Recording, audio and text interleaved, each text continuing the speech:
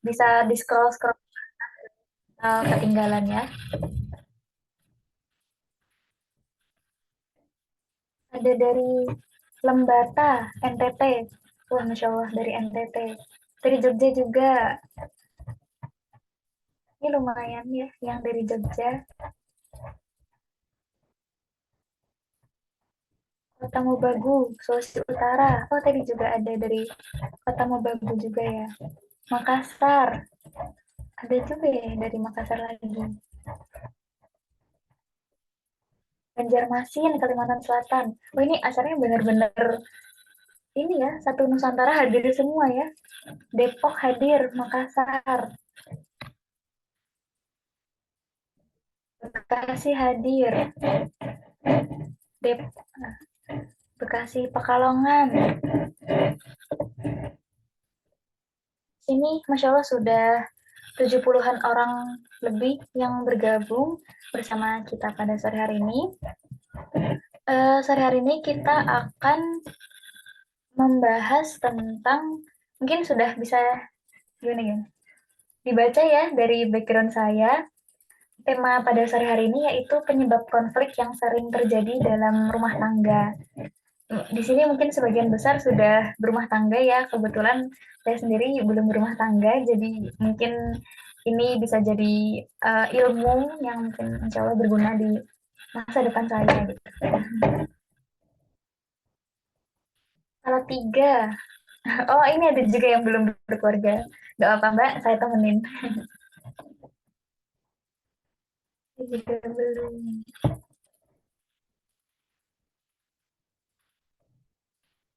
Ini untuk ada background Zoom yang mungkin kalau ingin open video bisa dipakai background Zoom-nya untuk memeriahkan acara juga ya. Bisa di-download dari kolom chat, sudah di-share oleh panitia.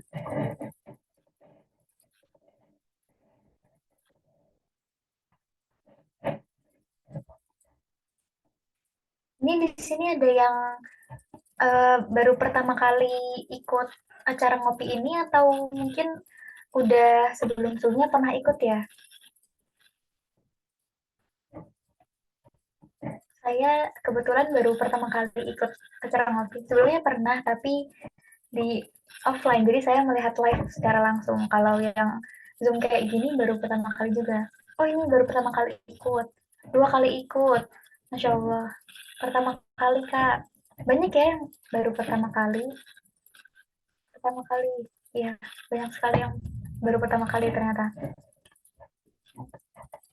Kalau ngopi pertama. Oh, mungkin sebelumnya pernah ikut kajiannya Pak Cah ya. Pertama kali. Kalau pertama kali itu biasanya dapat informasinya dari mana ya? Karena hebat sekali ya bisa menemukan acara ini pertama kali.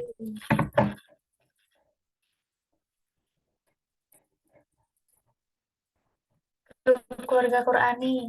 Kak, oh, Masya Allah, berarti grup WA tadi itu sangat berguna ya untuk apa mendapat informasi-informasi kajian seperti ini. Mitra kerja yang sudah gabung terlebih dahulu. Oh, dari teman ya, dari WA grup. Ya, jadi untuk yang belum bergabung, yang mungkin baru pertama kali join dan belum bergabung grup, ya bisa langsung join ke grup WhatsApp yang sudah di share linknya di chat. Di sana akan banyak informasi yang akan disampaikan. Banyak banget ya yang pertama kali.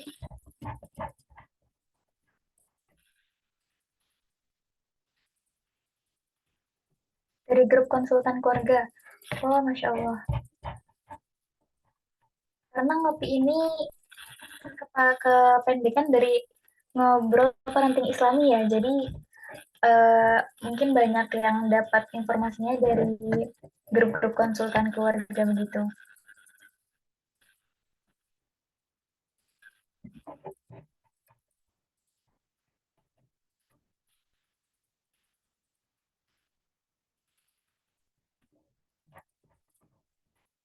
Nah, di sini hujannya sudah berhenti, tapi lampunya masih belum nyala,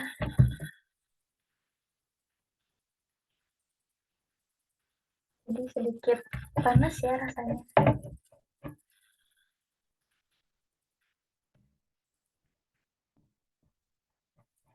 Ada yang mati lampu juga nggak ya di rumahnya? Atau mungkin ini di daerah saya saja? Karena biasanya kalau mati lampu itu sebentar, sebentar, kayak pas hujan saja gitu mati lampunya. Terus 1 jam baru nyala. Mau sholat maghrib waktu Papua. Masya Allah. Berarti di Papua sekarang jam berapa ya? Beda 2 jam. Oh iya, jam 5. Udah mau jam 6 ya berarti. Wah, semangat sekali ya mengikuti acara ini walaupun udah mepet-mepet maghrib.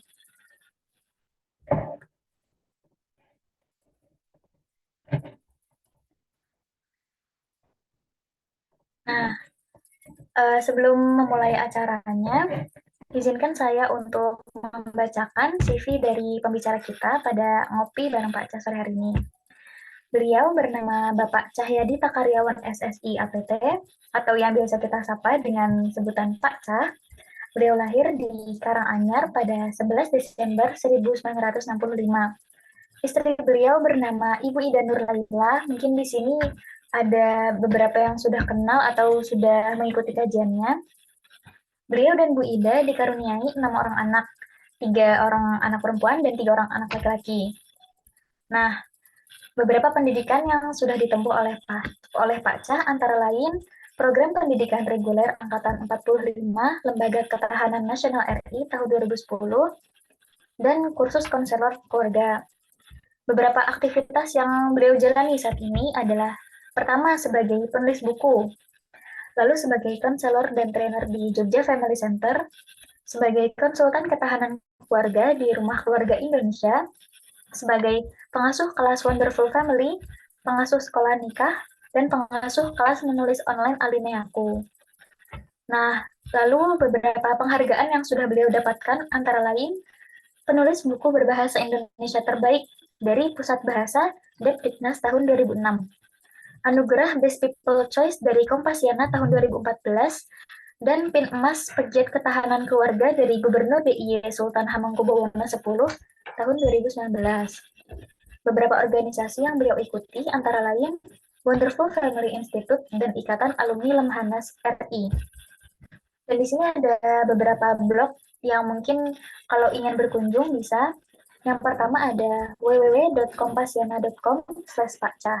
Yang kedua ada www.ruangkeluarga.id. Dan yang ketiga ada www.pakcah.id.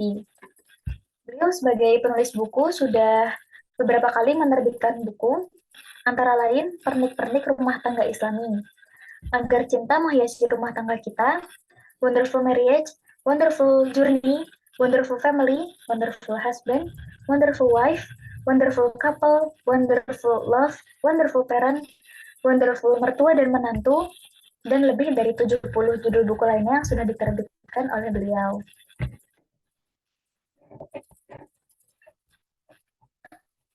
Oh baik, yang mungkin di daerahnya sudah masuk waktu maghrib, bisa sholat dulu terlebih dahulu sembari kita menunggu Pak Cah hadir.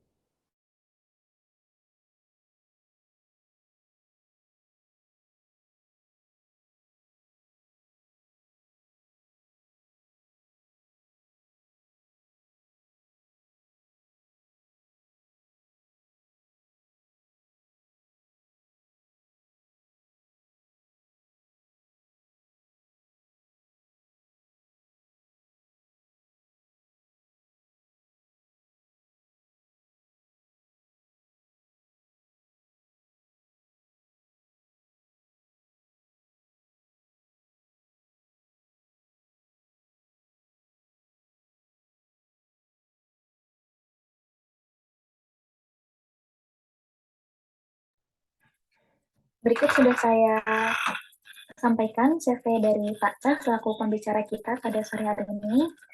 Selanjutnya akan ada penayangan video oleh tim panitia.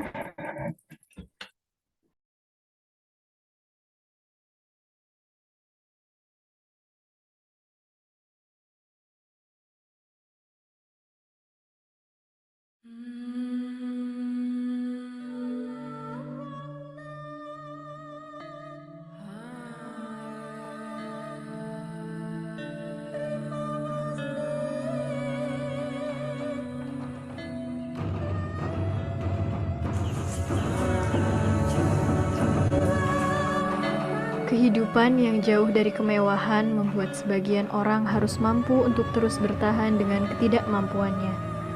Berharap dari bantuan dan uluran tangan kita semua, mereka dapat mempertahankan hidupnya, beribadah dengan tenang, dan terus membersamai anak cucunya.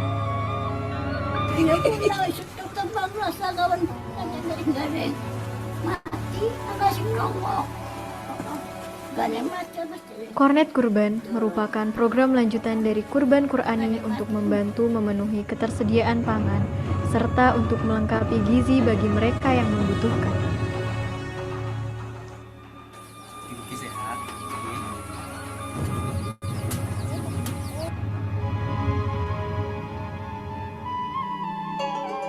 Lazisku bekerja sama dengan Unit Pengabdian Indonesia, Relawan Quran Indonesia, dan Rumah Tahfidz Usmani mewujudkan harapan dan mimpi warga Bukit Bawahan, Desa Bulakan, Kabupaten Pemalang, untuk membuat ibadah mereka tidak lagi terhalang oleh akses dan sarana yang tidak memadai.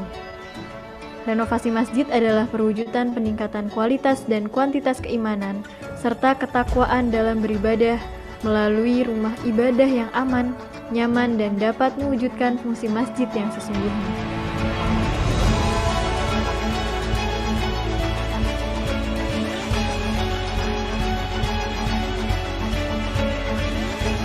Taman Belajar Al-Quran merupakan wujud peduli kami terhadap semangat generasi peradaban untuk terus mempelajari dan menghafalkan Al-Quran demi terwujudnya generasi yang tidak hanya cerdas, namun juga yang berjiwa Qur'ani. Wakaf Quran ialah wujud nyata dari tujuan Lazis Quran untuk terus membuat kita semua agar dapat senantiasa menjaga dan mencintai Al-Quran untuk kembali pada kehidupan yang sesuai dengan pedoman dan sunnah. Mari berdonasi, tidaklah banyak yang menjadi tujuan, namun keikhlasan adalah yang utama.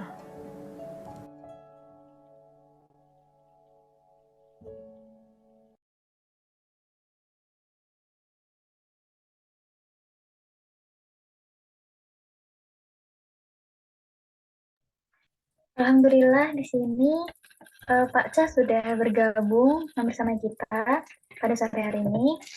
Assalamualaikum Pak Cah, bagaimana kabarnya sore hari ini?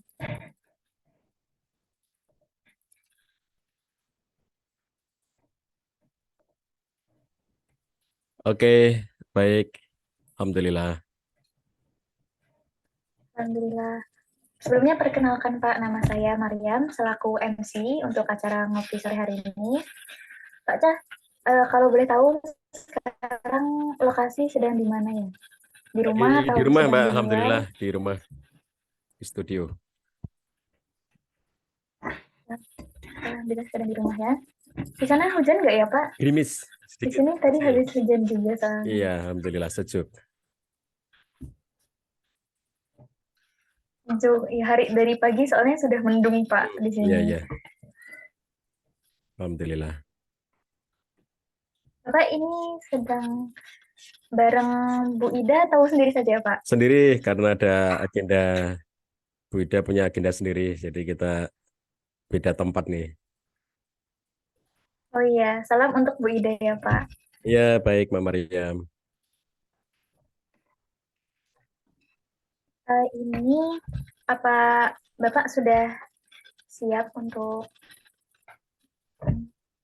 menyampaikan materi? Atau mungkin butuh waktu untuk persiapan dulu ya Pak? Enggak lah, kita bisa mulai.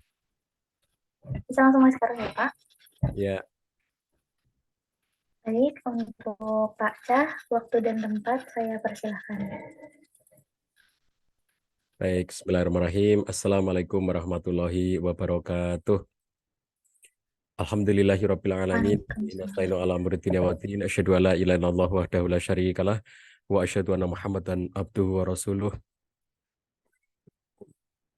La nabiyya ba'da. Allahumma shalli wa sallim wa barik ala nabiyyina Muhammad wa ala alihi wa sahbihi ajmain wa ba'd.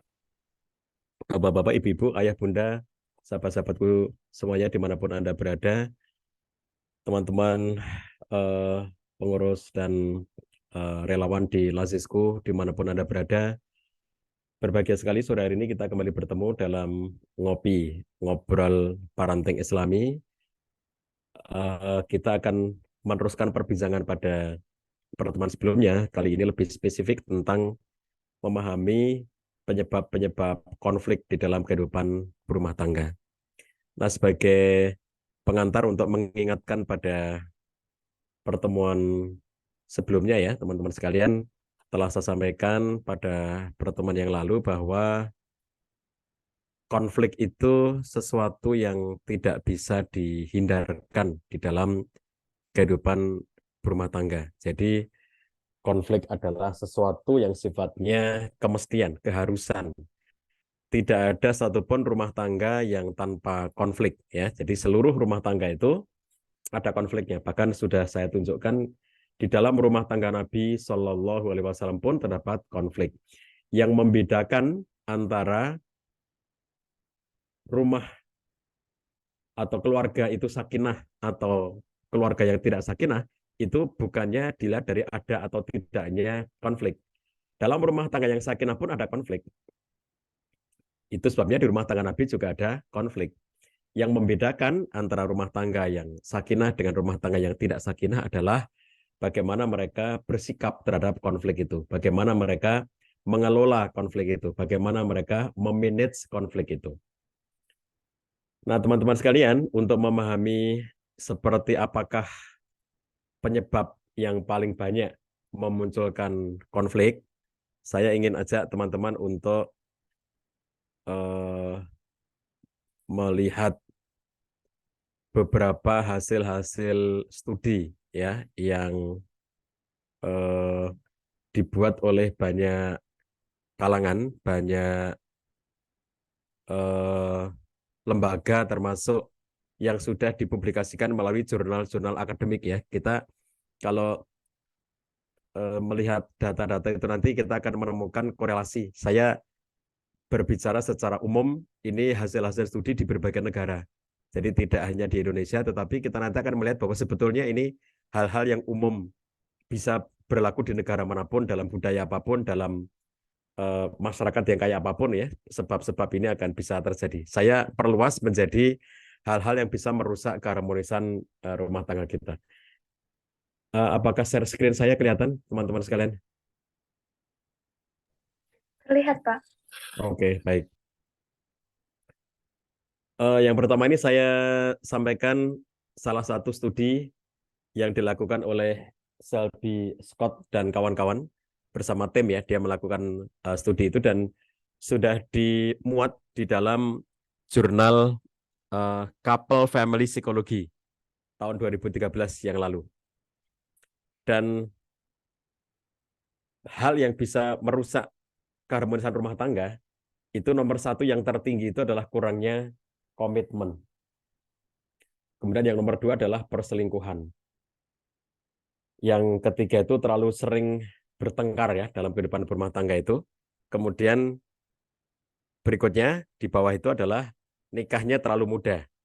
Lalu ada problem urusan-urusan keuangan, kemudian ada yang terkait dengan penyalahgunaan narkoba, kemudian KDRT, lalu ada penyakit serta ketidakmampuan secara fisik. Ini kalau diurutkan dari yang nilainya 75% tertinggi ya, dan yang paling kecil 18,2%. Ini kalau kita lihat, meskipun studinya itu di Barat ya, tetapi kita ngelihat ini juga hal yang sangat banyak dijumpai di Indonesia. Teman-teman sekalian, perhatikan poin 1 dan poin 2 ya. Apa bedanya antara kurangnya komitmen dengan perselingkuhan? Apakah itu dua hal yang berbeda? Iya, beda banget teman-teman sekalian ya. Jadi kalau kita bicara lack of commitment, kurangnya komitmen, yang itu sampai 75%, itu tidak, ini bukan soal perselingkuhan, ya. Ini soal seorang laki-laki yang tidak memiliki komitmen untuk menjaga keutuhan keluarga, atau seorang perempuan yang tidak punya komitmen untuk menjaga keutuhan keluarga. Misalnya ada orang yang sangat sibuk dengan kerjanya, ada orang yang sangat workaholic, sehingga kerja itu lebih dinikmati daripada kehidupan berumah tangga. Dia merasakan gairah di dalam bekerja yang luar biasa, tetapi di rumah menjaga keluarga itu dia tidak merasakan sesuatu yang menarik gitu ya. Jadi kalau umumnya orang itu bekerja supaya dia bisa membahagiakan keluarga, tetapi ada orang-orang tertentu yang mereka itu lebih asyik kerjanya itu sendiri daripada menjaga keutuhan keluarganya. Jadi ini yang disebut dengan kurangnya komitmen. Jadi bukan soal perselingkuhan ya, tapi soal orang-orang yang tidak bisa menjaga komitmen mereka dalam pernikahan. Jadi termasuk misalnya contohnya ya, kalau kita tuh dihadapkan pada pilihan-pilihan gitu. Idul Fitri ada kesempatan untuk cuti dan berlibur bersama keluarga. Tetapi seandainya mereka memilih tidak cuti juga tidak apa-apa. Mereka tetap bekerja. Ini misalnya bukan pegawai negeri ya. Ada teman-teman kalau lihat pola di pabrik, bekerja di uh, industri gitu, yang dimana industri itu 24 jam, nggak ada liburnya gitu. Kalau Muslim, lalu mereka mengajukan cuti pada Idul Fitri itu dimaklumi, tapi ada orang yang memilih tidak cuti, karena dia lebih bisa menikmati bekerja daripada menikmati merayakan Idul Fitri bersama dengan keluarga. Ini contoh ya. Jadi ini bukan soal perselingkuhan, tapi ada orang yang menganggap bahwa kerja dia di tempat bekerja itu lebih penting daripada ngurusi keluarga. Nah, ternyata ini dominan ya. Orang yang hilang komitmen, tidak punya komitmen ini sangat banyak. Dan menjadi penyebab kerusakan kehidupan berumah tangga itu karena nggak punya komitmen. Nah, baru yang kedua, 59,6% itu adalah alasan perselingkuhan. Nah, kalau ini bentuk tidak komitmen tetapi spesifik, yaitu kaitannya dengan adanya orang ketiga dalam kehidupan berumah tangga mereka. Orang ketiga ini tidak selalu satu orang ya, dalam banyak kasus mungkin memang seseorang itu selingkuh dengan satu orang yang konsisten, dia dengan selingkuhannya, tapi ada yang selingkuhannya itu ganti-ganti terus. Ada orang yang ini kalau ada istilah setia dengan istrinya gitu ya. Lalu ada orang di luar sana yang setia dengan selingkuhannya. Dan ada orang yang tidak setia dengan istrinya dan tidak setia dengan selingkuhannya. Jadi dia punya istri, dia punya selingkuhan, dan ternyata selingkuhannya banyak. Jadi nggak setia juga dengan selingkuhannya itu.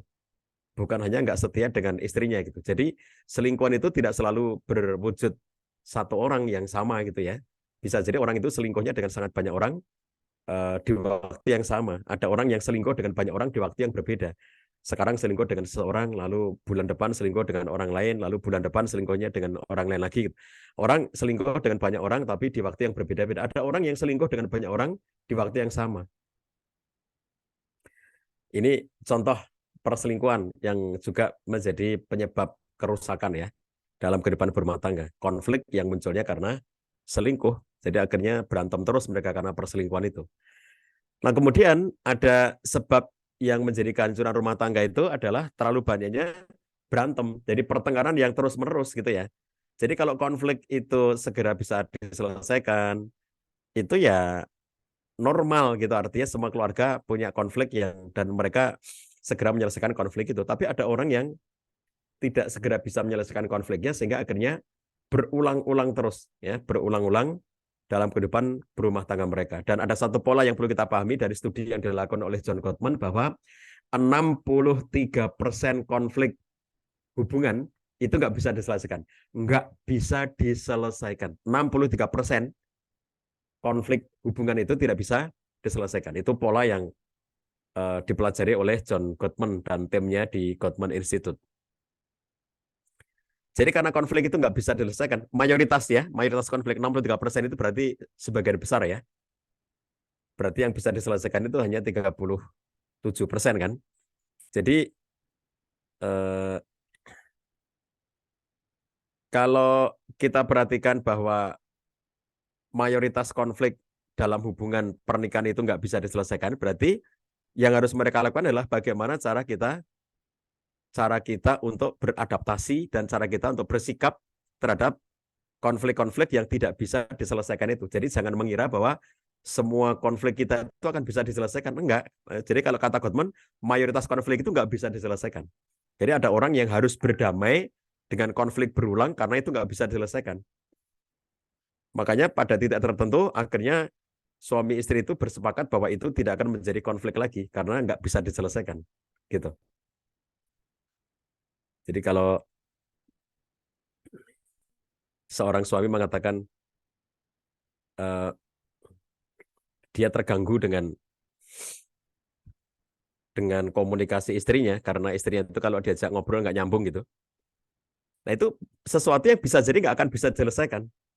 Jadi obrolan yang tidak nyambung itu kadang-kadang terkait dengan aspek kapasitas intelektual, terkait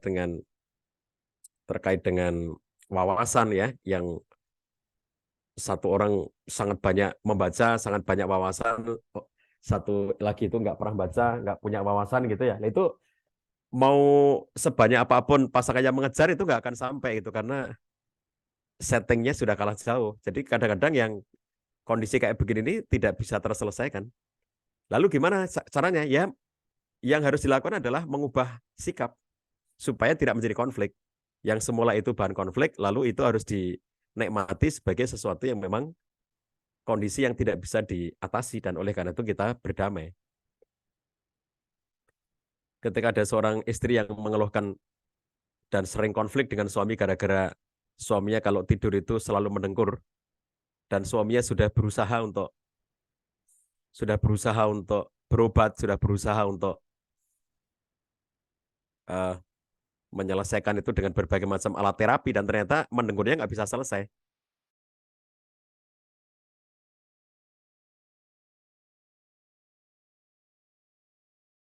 Diselesaikan dengan pengobatan, dengan terapi, dengan berbagai macam cara, mengubah posisi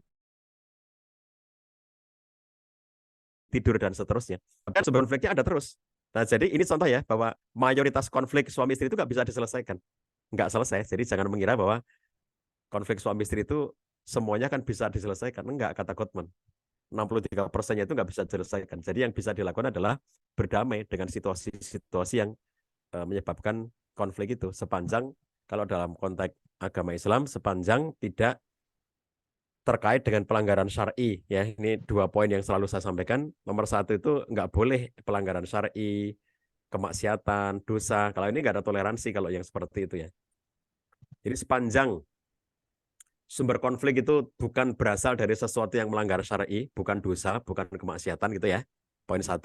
Lalu poin 2-nya, sepanjang sumber konflik itu tidak membahayakan jiwa dan raga seseorang ya. Misalnya KDRT. Suaminya kalau marah, ngamuk, mukul istrinya dengan pukulan-pukulan yang keras gitu ya. Sampai nanti bisa membahayakan jiwa dan raga istrinya itu.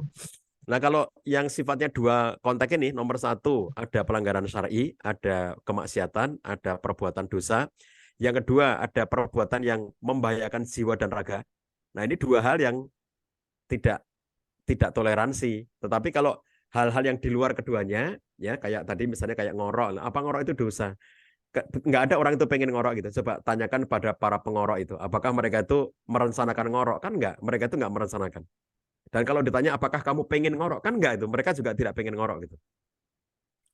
Bahwa akhirnya mereka ngorok itu ya sebagai satu kondisi yang dia tidak bisa mengatasi, itu kan bukan dosa, bukan kemaksiatan, dan tidak membahayakan jiwa dan raga. Maka untuk yang seperti ini, konflik yang tidak bisa diselesaikan ya, dalam bentuk-bentuk yang sifatnya manusiawi seperti ini, kita tidak memaksakan bahwa itu harus selesai. Karena memang tidak bisa selesai gitu. Nah, kemudian ada problem di sini ya, usia muda saat menikah. Jadi teman-teman sekalian, jangan berorientasi ini kalau ada yang belum menikah, jangan bangga, jangan berorientasi bahwa aku nikah sangat muda gitu ya.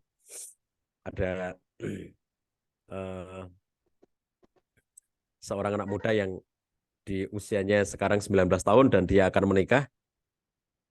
Dia bertanya apakah usia 19 tahun itu sudah patut menikah. Saya bilang secara undang-undang sudah gitu. Secara undang-undang menurut undang-undang pernikahan di Indonesia itu sudah boleh, usia yang boleh menikah, dan secara syar'i itu juga sudah dianggap sebagai usia yang balik, usia yang cukup ya, akil balik, cukup untuk menikah. Tapi persoalannya adalah apakah dengan kemudahan usia yang Anda miliki, setahun yang lalu bulan Ramadan saya menghadiri pernikahan seorang muslimah yang umurnya baru 16 tahun ya. Nah, saya bilang kalau 16 tahun itu sudah mempunyai kedewasaan, ya tinggal mengurus surat dispensasi kepada melalui KUA. Jadi nanti dibolehkan menikah resmi oleh KUA dengan adanya surat dispensasi karena usianya belum 19. Jadi ini tidak tidak saja soal umur tetapi soal kedewasaan. Tetapi umumnya ya begitu mereka itu menikah terlalu muda itu juga berdampak bahwa memang mereka itu belum cukup siap ya secara umur itu.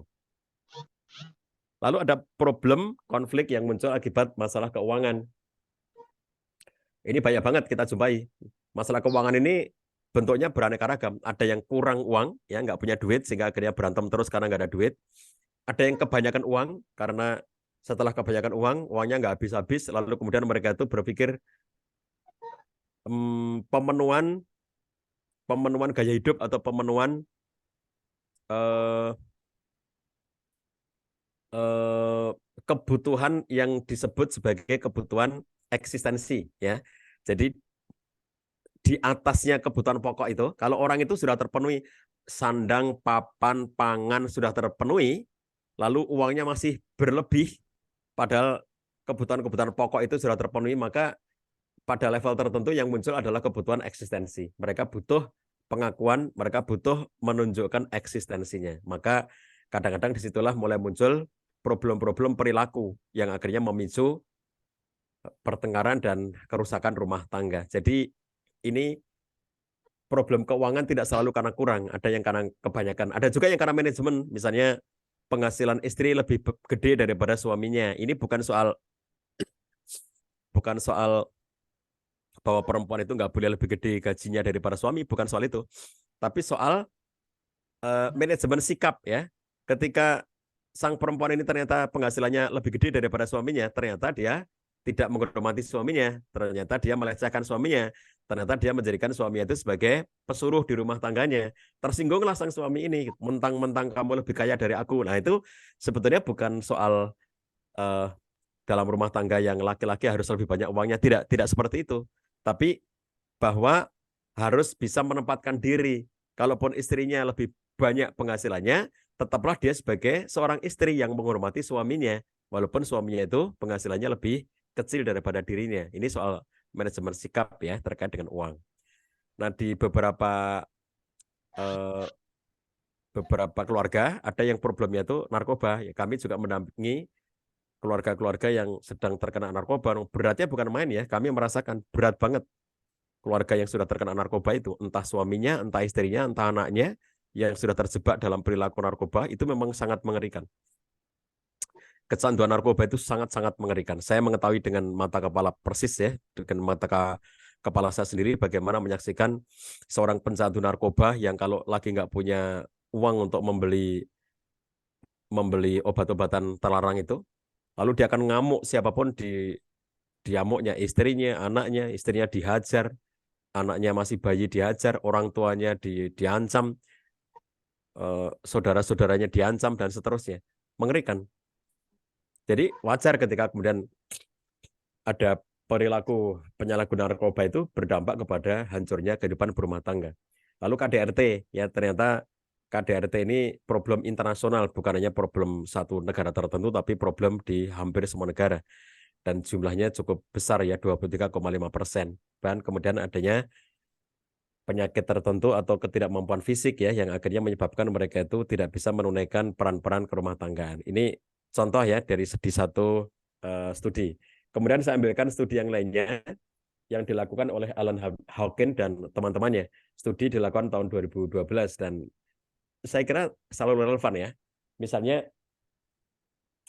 dia menemukan Alan Hawken ini menemukan bahwa penyebab kerusakan rumah tangga itu yang paling besar itu ternyata adalah adanya jarak dalam hubungan antara suami istri itu, yaitu kurangnya keintiman ya. Kurangnya keintiman antara suami dan istri. Ini 55%. Jadi ini kalau kita perhatikan sisi lain gitu ya, untuk memahami kalau tadi kurangnya komitmen, ini studi lain menunjukkan bahwa ketika suami istri itu tidak memiliki keintiman, ini yang sering saya sebut sebagai kohesi ya. Kohesi itu kelekatan hubungan antara suami dan istri atau kehangatan emosional ya antara suami dan istri. Yang dalam Quran digambarkan dengan hunna libasulakum wa antum libasulahun.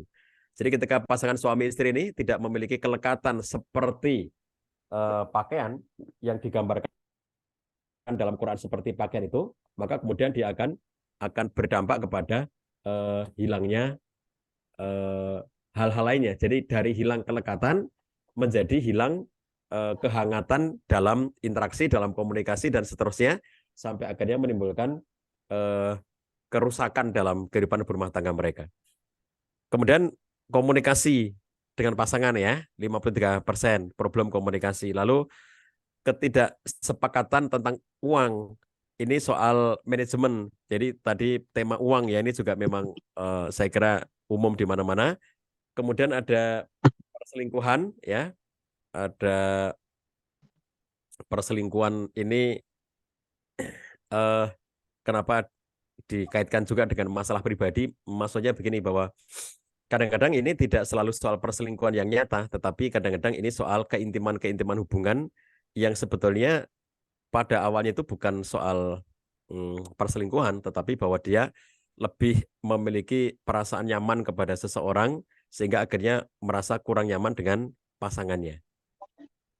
Yang kalau itu berlanjut akhirnya sampai juga ke perselingkuhan gitu ya. Jadi ini tidak selalu perselingkuhan yang sudah definitif sebagai perselingkuhan, tapi bisa jadi awalnya adalah sebuah kondisi kenyamanan hubungan dengan orang-orang yang awalnya itu tidak ada kaitan dengan perselingkuhan sama sekali. Kemudian kurang mendapatkan perhatian, ya, kurang mendapat perhatian. Misalnya seorang istri yang merasa kurang mendapatkan perhatian dari suami, gitu, atau suami yang merasa kurang mendapatkan perhatian dari istri, gitu ya. Ini kurang perhatian ini bisa berdampak panjang, gitu. Suami yang merasa kurang mendapat perhatian, dia bisa mendapatkan atau mencari perhatian dari orang lainnya. Istri yang kurang mendapat perhatian dari suami, dia bisa berusaha untuk mendapatkan perhatian dari orang lainnya. Itu yang akhirnya kemudian juga berdampak kepada rusaknya hubungan mereka. Kemudian kebiasaan pasangan, maksudnya ada kebiasaan-kebiasaan yang buruk kayak tadi, contohnya tadi narkoba atau mabuk, judi, atau kebiasaan-kebiasaan yang mohon maaf misalnya ada suami yang kalau pulang selalu malam-malam ya, larut-larut bukan karena bekerja, bukan karena lembur kantor, bukan karena kerjanya malam, bukan, tapi karena dia punya hobinya itu ngeluyur malam gitu ya, dengan gengnya, selalu pulangnya itu menjelang pagi gitu. Nah itu yang kebiasaan-kebiasaan hidup seperti itu yang bisa jadi kemudian memicu pertengkaran rutin sehari-hari mereka. Kemudian ada problem seksual, diantaranya ketidakmampuan seksual atau misalnya ketidakterpenuhan kebutuhan seksual atau misalnya penyimpangan orientasi seksual atau misalnya kebutuhan seksual yang terlalu besar sehingga akhirnya tidak bisa dipenuhi oleh pasangannya dan seterusnya. Ini persoalan-persoalan seksual yang sangat banyak jenisnya. Kemudian studi yang lainnya yang dilakukan oleh Hasan El Najjar tahun 2017 ini di satu tempat yang spesifik ya, Northwest di Georgia. Itu hasilnya juga tidak jauh-jauh beda kan, perselingkuhan 56%, komunikasi 31, sekian persen, penyalahgunaan ini penyalahgunaan narkoba dan seterusnya ya, yang terkait dengan penyalahgunaan itu 21%, masalah keuangan 18%. Ini kan beda-beda persentase aja kan, tapi poin-poinnya kan mirip-mirip aja satu studi dengan studi yang lainnya itu. Kemudian yang em, lebih luas lagi itu di eh, posting di insider.com 2019 yang lalu ya. Nomor satu kurangnya komitmen, kemudian adanya perselingkuhan, ya, kurangnya komitmen tadi 75%, perselingkuhan 59,6%, pertengkaran yang tidak bisa didamaikan 57%, lalu pernikahan yang terlalu muda 45%, masalah uang atau masalah utang ya 36%, penyalahgunaan 34%, masalah komunikasi 31%, ketidakmampuan untuk memiliki anak 27%, kekerasan dalam rumah tangga 23%, seorang anak yang menderita penyakit jiwa atau tidak mampu 22%. Jadi ini problem anak, tapi kemudian menyebabkan orang tuanya berantem gitu ya. Jadi rumah tangga yang semula baik-baik saja, lalu punya anak yang ternyata anak ini memiliki kebutuhan khusus misalnya, dan ternyata itu menimbulkan konflik dalam kehidupan berumah tangga mereka. Masalah kesehatan, penyakit mental pada pasangan 20%, kurangnya dukungan dari keluarga 17%, nekat menikah, nggak didukung oleh keluarga, kawin lari gitu, dan ternyata itu berdampak buruk dalam pernikahan mereka. Kemudian perbedaan agama 13%. Ini lebih luas ya yang disampaikan itu. Jadi teman-teman sekalian, beberapa studi tadi itu memberikan petunjuk kepada kita bahwa segala sesuatu itu bisa menjadi sumber konflik. Segala sesuatu itu bisa menjadi sumber dari keretakan hidup berumah tangga. Oleh karena itu, yang diperlukan oleh kita semuanya itu adalah bersikap positif setiap kali menghadapi persoalan dalam kehidupan. Karena apapun itu bisa menjadi sumber konflik. Saya menulis di buku Wonderful Couple. Kalau teman-teman ada yang pernah membaca buku Wonderful Couple itu, nanti akan ketemu dengan salah satu contoh bahwa apapun itu bisa menjadi sumber konflik itu ya. Misalnya saya tuliskan di situ cara membuat teh gitu, cara membuat teh. Kalau teh celup itu, teman-teman sekalian, itu bikinnya gimana? Apakah air panas ditaruh di dalam gelas, baru tehnya dimasukin ke dalam gelas yang sudah ada airnya itu? Ataukah gelas kosong sudah ada teh celupnya, baru kemudian air ditaruh di dalam gelas yang sudah ada teh celup itu? Apakah itu sesuatu yang perlu menjadi bahan pertengkaran? Nah, kalau orang itu tidak bisa berpikir positif, dia akan menggunakan standarnya untuk dipaksakan kepada orang lain.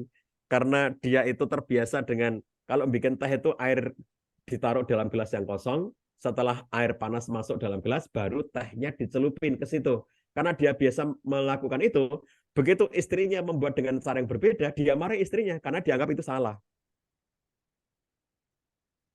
Teman-teman kalau makan bubur ayam, itu apakah termasuk yang mencampur semua bagiannya baru dimakan, ataukah dibiarin setiap bagiannya itu terpisah-pisah dan kemudian memakan apa adanya tanpa dicampur? Itu kan apakah harus menjadi pertengkaran? Kalau seseorang itu tidak memiliki cara pandang yang positif, dia pasti akan menggunakan normanya. Karena dia itu makan bubur itu tidak dicampur, jadi bubur ayam itu begitu dia disediakan di warung bubur itu ya, maka dia akan memakan bagian demi bagian, dan kemudian ketika dia melihat pasangannya itu mencampur semuanya gitu ya, dia aduk-aduk gitu, dia merasa jijik dengan itu dan terjadilah pertengkaran di warung bubur ayam gitu. Apakah kalau Anda makan soto pisah itu nasinya yang dimasukkan ke dalam mangkok soto, ataukah sotonya diambili untuk ditaruh ke mangkok nasi? Yang mana tuh? Nah, sebetulnya itu tidak ada yang salah atau tidak ada yang benar secara mutlak seperti itu. Ini di antara yang hadir ada Ustadz Amir Ghani dari Makassar ini ya. Saya ketika pertama kali makan soto Makassar di Makassar, Ustadz Amir, ini eh, ada teman saya yang sedang memperhatikan waktu saya makan itu. Jadi ketika disediakan mangkok eh, mangkok soto Makassar itu, lalu kemudian ada ketupat, maka saya memotong-motong ketupat itu, kemudian saya masukin semuanya ke dalam mangkok soto Makassar itu. Lalu teman yang lihat itu mentertawakan saya dan mengatakan, bukan begitu caranya Pak Zah. Bukan begitu caranya. Jadi ambil ketupat, 1 sendok, masukin ke dalam mangkuk soto lalu dimakan. Nanti kemudian ambil lagi 1 sendok ketupat, masukin lagi ke. Jadi jangan dicampurin semuanya kayak begitu. Nah, itu kan seni-seni dalam kita berkehidupan itu ya, yang kadang-kadang satu orang dengan orang lainnya itu berbeda. Bahkan saya tulis di buku Wonderful Couple itu sepasang suami istri di saat mereka pengantin baru itu setelah sang suami mandi pagi mau berangkat kerja itu dia ganti pakaian di kamar itu ya setelah selesai mandi. Lalu kemudian sang suami itu memasang kancing baju, dia pakai baju untuk berangkat kerja itu, lalu dia pasang kancing bajunya itu dari bawah terus naik ke atas sampai kancing yang paling atas gini. Terus kata istrinya, Bang, kalau masang kancing baju itu jangan dari bawah ke atas, tapi dari atas dulu nih. Jadi ayahku, kata dia, ayahku itu ngajari kalau pakai baju itu kancing yang dipasang itu yang paling atas ini dulu. Setelah itu turun ke bawah sampai yang paling bawah. Bukan abang tadi kebalik itu, dari bawah ke atas. Kata suaminya, loh kalau ayahku itu ngajari aku itu dari bawah ke atas, bukan dari atas ke bawah gitu. Lalu akhirnya mereka berantem soal ayah siapa yang benar, ayah siapa yang salah gitu. Jadi kalau orang itu tidak punya cara pandang yang positif tentang segala sesuatu, maka apa saja itu bisa menjadi bahan pertengkaran. Ini sama kalau kita bicara di Indonesia itu ya. Itu apa saja itu bisa menjadi bahan pertengkaran. Kamu Sunda, kamu Jawa, kamu Bugis, kamu Makassar, kamu Batak, kamu Dayak, kamu Madura, kamu dan seterusnya. Itu semuanya bisa menjadi bahan pertengkaran kalau kita tidak punya cara pandang yang positif. Jadi oleh karena itu, dalam kehidupan berumah tangga itu adalah kemampuan kita untuk kita melihat berbagai hal yang berbeda antara suami dan istri itu dalam perspektif yang positif. Jika kita mampu melihat segala sesuatu itu dalam perspektif yang positif, itu tidak akan menjadi pertengkaran. Taruhlah saya beri contoh begini. Misalnya ya, mohon maaf nih ya, bagi yang beragama Islam ya, seorang suami itu ngelihat istrinya itu ketika keluar rumah. Jadi ini sang suami itu waktu menikah itu dia meyakini gitu bahwa istrinya itu perempuan solihah ya pada saat awal menikah itu. Maksudnya sang suami meyakini sang istri itu sudah ngerti bagaimana harusnya seorang wanita muslimah kalau keluar rumah menutup aurat gitu. Nah kalau ketika dia pergi bersama dengan istrinya itu selama ini juga selalu menutup aurat dengan baik gitu ya, sehingga sang suami itu merasa alhamdulillah istriku solihah. Tapi hal yang dia tidak duga adalah ketika misalnya sang istri ini keluar rumah hanya untuk keperluan misalnya menjumpai abang-abang sayur, abang jualan sayur di depan rumahnya itu. Ternyata sang istri ya kerudung-kerudung gitu, tapi ternyata dia hanya pakai daster. Jadi hanya pakai daster tanpa baju luar yang panjang dan kemudian dia hanya menutup rambut gitu ya dengan kerudung terus kemudian dia keluar menjumpai abang sayur gitu. Lalu sang suami itu ngerasa kok kayak begitu, itu kan belum menutup aurat dengan benar gitu ya, kata sang suaminya. Bukankah pakaian seperti yang dipakai istriku ketika menjumpai tukang sayur itu, tukang sayurnya laki-laki, dan istriku ini seorang muslimah yang harusnya dia menutup aurat ketika bertemu dengan orang lain. Ternyata istrinya berpakaian dengan cara seperti itu. Jadi akhirnya kemudian dia merasa bahwa istriku ini belum benar gitu. Nah sekarang apa yang dilakukan oleh suami? Apakah akan konflik atau akan mengedukasi? Ini kan pilihan toh. Jadi mestinya sebagai seorang suami kan dia mengedukasi tuh. Dia nasihati istrinya, Dek, aku beritahu ya sini ya. Kamu kalau keluar rumah lain waktu nanti meskipun hanya ketemu dengan abang sayur, ini bukan untuk kondangan. Keluar rumahnya bukan kondangan, keluar rumahnya bukan ke pesta, keluar rumahnya itu bukan untuk acara serius gitu. Tapi kamu harus memakai penutup aurat dengan benar, jangan pakai daster transparan kayak begitu. Meskipun kamu sudah pakai kerudung ya, tapi kan pakaiannya itu daster gitu, yang itu layaknya hanya dipakai di dalam kamar, bukan di rumah aja itu terlalu kalau kelihatan anak-anak gitu nggak patut juga. Jadi mestinya itu hanya pakaian suami istri ketika sedang di kamar. Ini kenapa kamu pakai untuk menemui abang tukang sayur? Kan menasihati toh, menasihati, mengedukasi. Jadi sebetulnya kalaupun terjadi hal-hal yang tidak disukai dari pasangannya, yang mesti dilakukan pertama kali kalau dia seorang suami itu kan berusaha untuk menasihati, mengedukasi, mengajari, memberitahu istrinya gitu kan, bukan langsung ke arah konflik. Kenapa kamu kayak begitu? Kenapa kamu tidak berpakaian sopan ketika bertemu dengan laki-laki dan seterusnya, itu jadi bahan konflik. Istrinya akhirnya membantah bukan karena tidak mau diingatkan, tapi dia merasa suaminya itu cara mengingatkannya sangat menyakitkan hati. Jadi akhirnya kemudian dia membantah dan akhirnya terjadi pertengkaran di antara mereka. Itu perhatikan ya. Kalau kita itu berpikir positif, maka kemudian kita akan cenderung melakukan tindakan-tindakan yang menghindari peluang munculnya konflik. Kalau kita melihat sesuatu dari pasangan kita yang kita tidak suka, itu bukan langsung caci maki atau menjelek-jelekkan atau menyalahkan gitu. Tapi yang kita lakukan adalah upaya untuk menasihati, mengingatkan, dan seterusnya. Nah, hal-hal seperti ini ya teman-teman sekalian.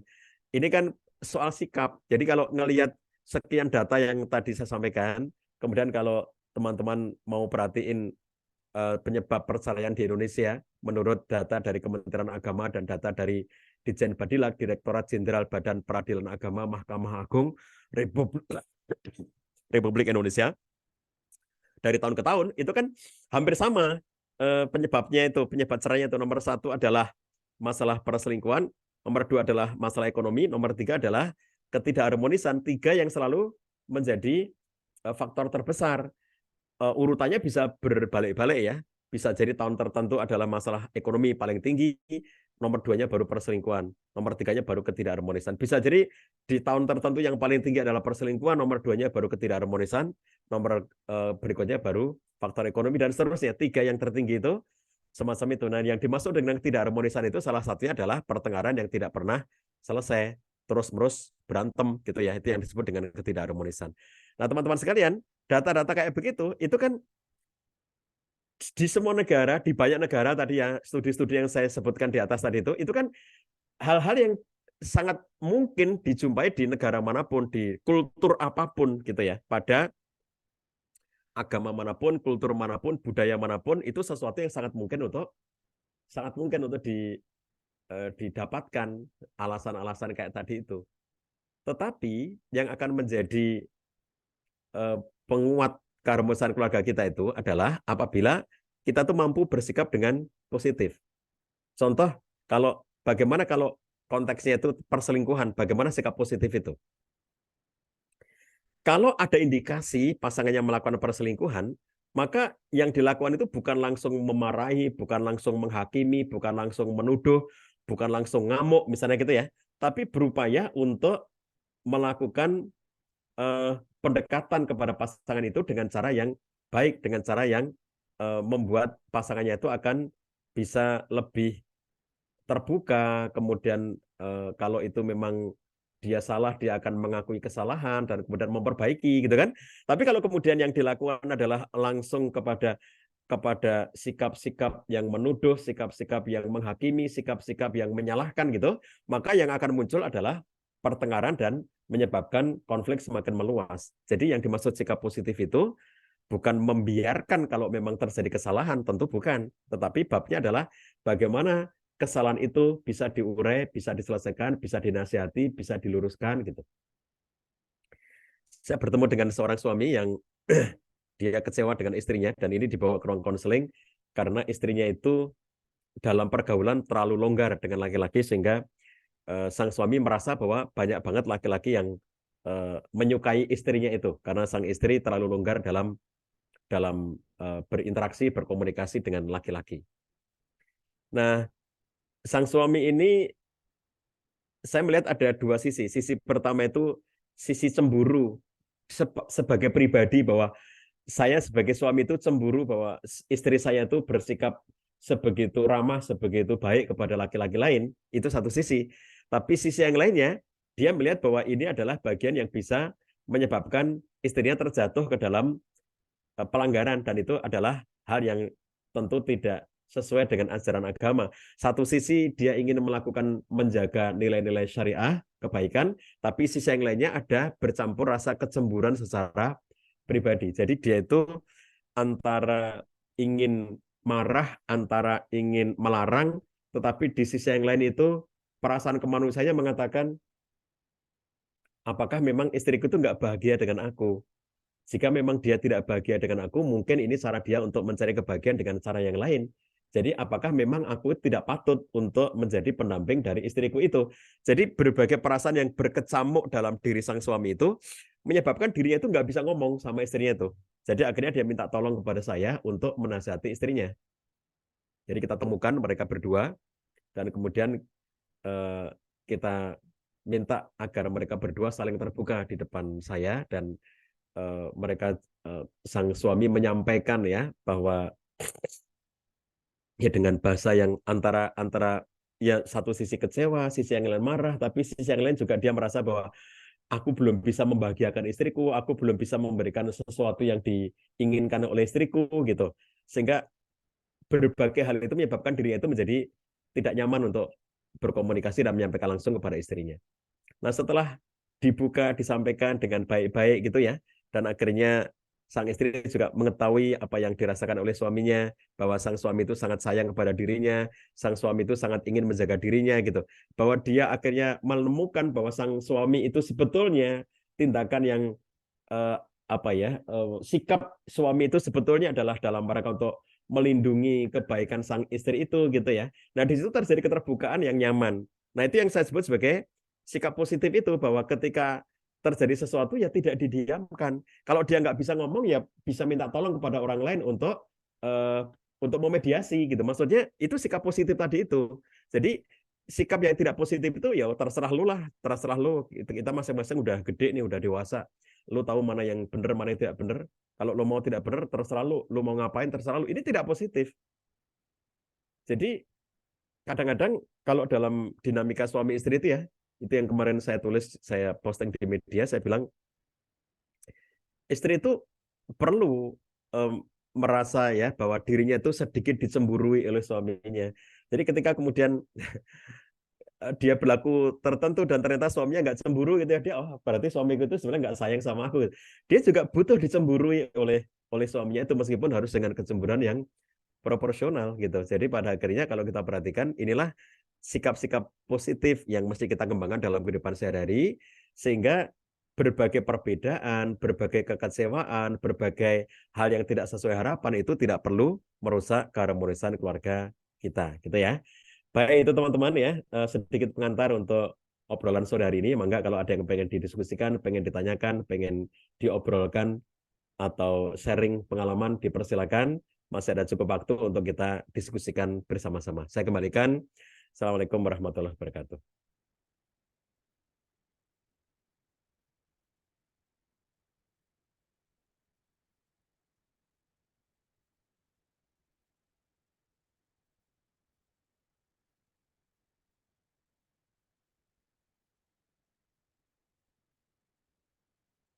Halo Mbak Maryam,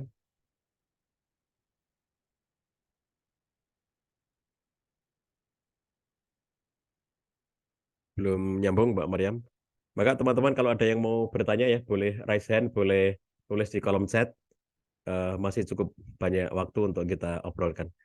Bagi yang ingin mengajukan pertanyaan, dipersilakan.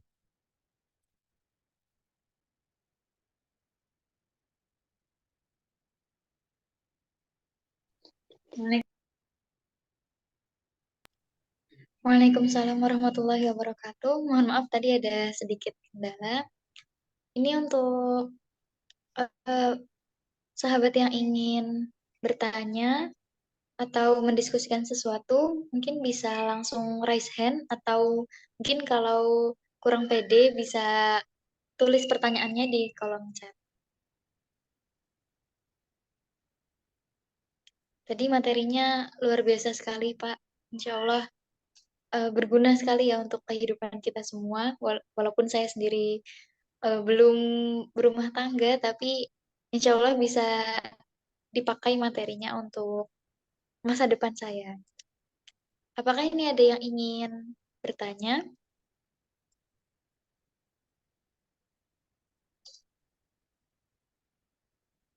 Ini sudah ada satu pertanyaan yang masuk, Pak Cah.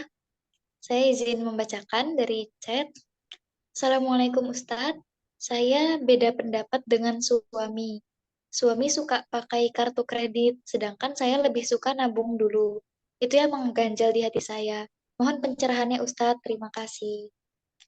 Yaitu contoh Mungkin tadi Kak Del soal bisa dijawab. keuangan ya teman-teman sekalian, ada problem-problem yang terkait dengan keuangan yang tadi kalau dalam survei, dalam studi yang tadi telah saya sampaikan beberapa poin tadi, ternyata masalah keuangan itu ya kompleks. Salah satunya adalah penggunaan kartu kredit gitu.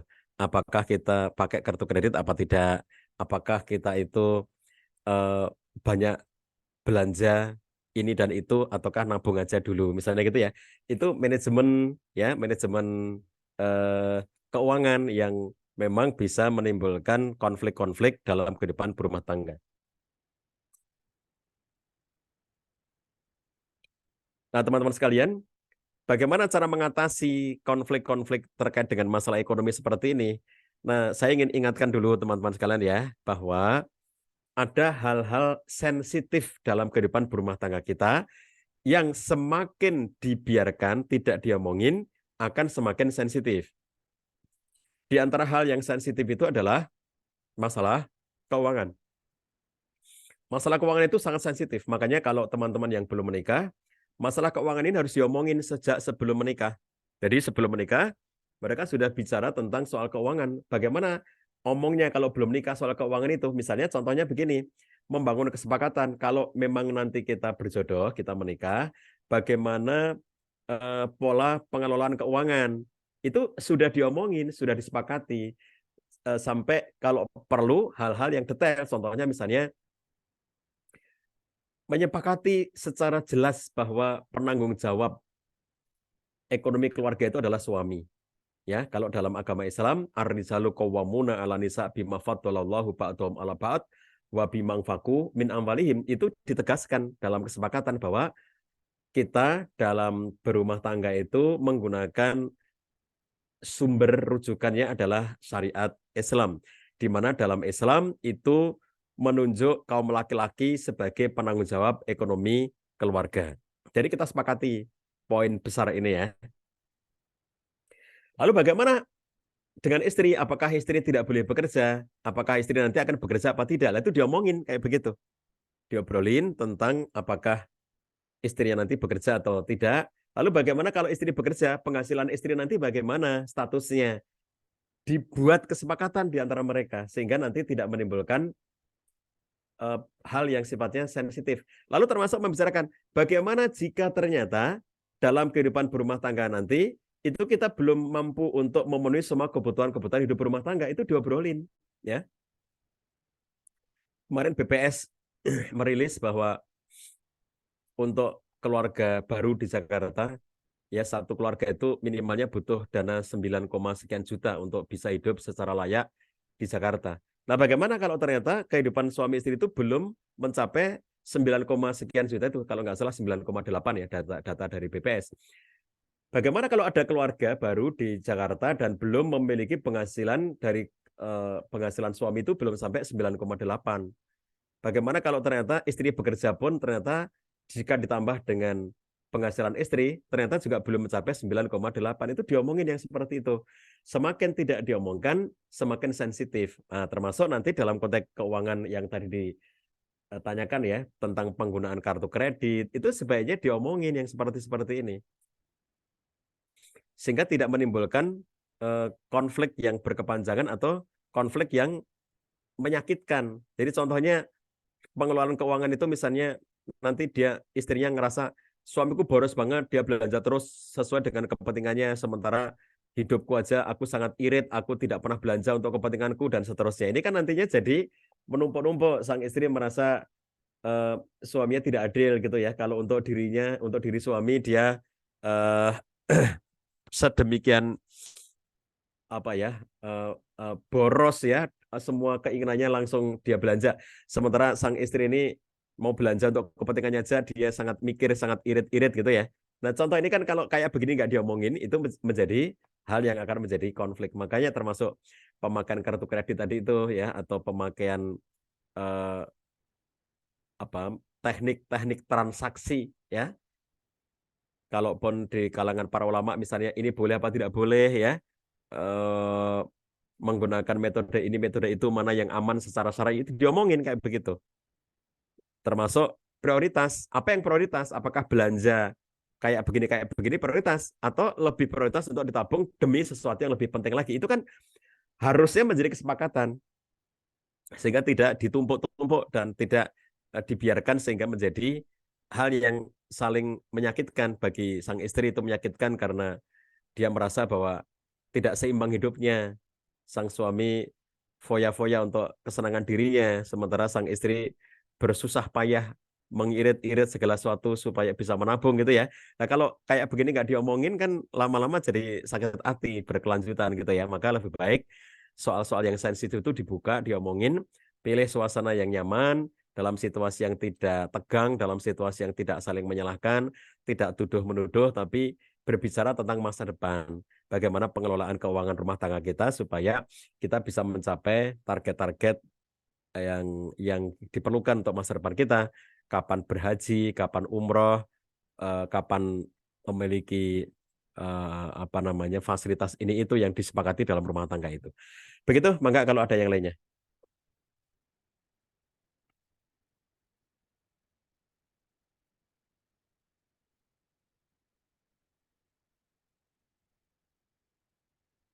Baik, semoga bisa menjawab eh, pertanyaannya ya. Lalu pertanyaan berikutnya, ini saya mungkin nggak bisa dijawab semuanya ya, jadi saya coba ambil satu dulu.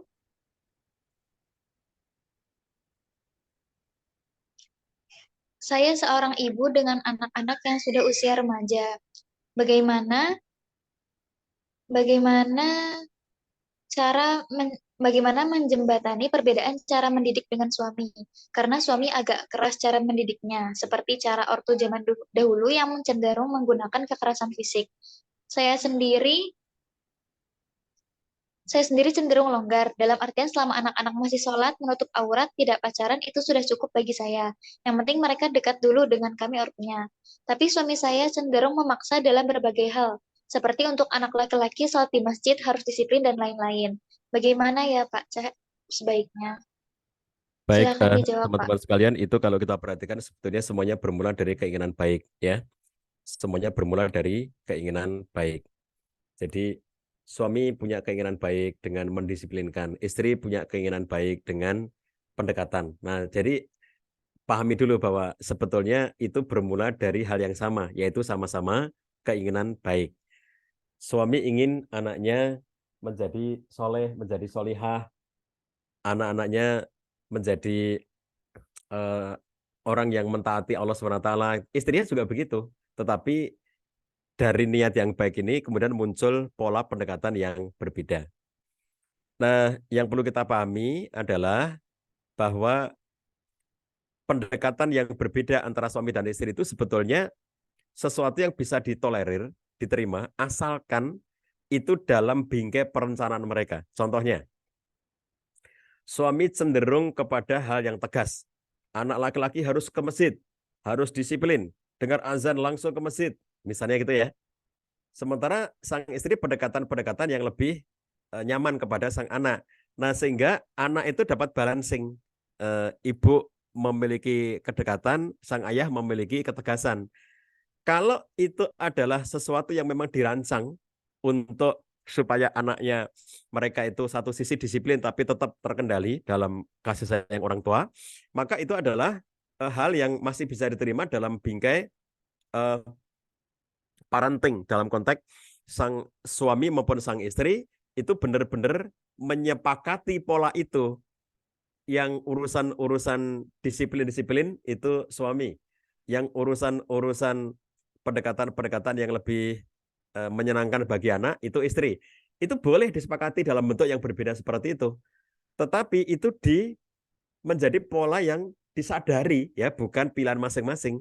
Karena kalau itu tidak disadari, itu nanti akan jadi kayak anak akan memiliki pilihan. Aku nggak mau sama ayah, ayah galak banget. Aku pengennya sama ibu gitu. Nah kalau seperti itu, lalu kemudian anak menjauh dari ayahnya dan anaknya dekat dengan ibu, nantinya ini negatif dalam konsep parenting. Tapi kalau misalnya mereka itu memang mengatur pola seperti itu antara suami dan istri, maka kemudian itu akan diarahkan. Kalau misalnya anak mengatakan, itu aku nggak mau sama ayah karena ayah itu galak, terlalu maksa. Nanti istri akan mengatakan, nah, ayahmu itu baik. Jadi kalaupun ayah itu disiplin kayak begitu, itu kan demi supaya kamu itu bisa tertib, bisa ibadah dengan baik gitu. Nah, itu sesuatu yang eh, mereka berdua sudah punya jawaban-jawaban apabila kemudian terjadi pertanyaan dari anaknya, karena suami istri sudah kompak bahwa itulah pendekatan yang mereka sepakati gitu ya. Nah, jadi saya kira sebetulnya perbedaan perspektif atau perbedaan pendekatan ini pun masih dalam batas-batas yang ditolerir, dalam batas-batas yang wajar gitu, apabila memang mereka itu semuanya bersepakat suami istri ini tentang pola-pola tadi itu, bukan sesuatu yang dipaksain gitu ya untuk anaknya. Jadi saya kira kalau masing-masing ini memilih sendiri, itu memang tidak nyaman, sehingga suami dengan prinsipnya pokoknya harus begini, sang istri dengan prinsipnya oh nggak boleh begitu, harusnya kita ke anak itu harus dekat begini begitulah. Ini namanya nggak kompak ya. Jadi perbedaan sikap kepada anak itu bisa ditolerir antara suami dan istri dalam bentuk pendekatan yang berbeda itu sepanjang mereka kompak bahwa memang itu diatur oleh mereka. Nah, ini kekompakan ini dulu yang harus disepakati ya. Karena menurut saya dua-duanya itu penting, bahwa mendisiplinkan itu penting gitu. Tetapi kedekatan itu penting. Jadi kita tidak bisa memilih gitu. Sebab untuk hal-hal yang kita pengen anak kita disiplin itu, ya kita memang perlu ada tindakan-tindakan untuk pendisiplinan. Ayo sholat ke masjid, ayo baca Quran, ayo melakukan amal kebaikan ini itu, puasa sunnah, sholat sunnah atau apapun gitu ya. Sesuatu yang kemudian disepakati dalam keluarga itu. Tapi bahwa anak ini jangan sampai dia merasa tertekan dan tidak nyaman akibat dari keinginan-keinginan kebaikan seperti itu, maka perlu ada kedekatannya, sehingga sang ibu yang dekat dengan anak itu akan menyebabkan sang anak merasa tetap bahwa dirinya itu dalam koridor yang dicintai, dalam koridor yang disayangi, dalam koridor yang tetap dekat dengan orang tuanya gitu ya, melalui jalur ibu yang ibunya sangat sangat dekat dengan anak-anaknya. Nah, jadi saya kira yang paling penting bagaimana suami istri menyepakati dulu polanya ya. Jadi soal cara pendekatannya berbeda itu tidak jadi masalah asalkan mereka sepakat dengan pola-pola itu. Begitu, maka kalau ada yang lainnya.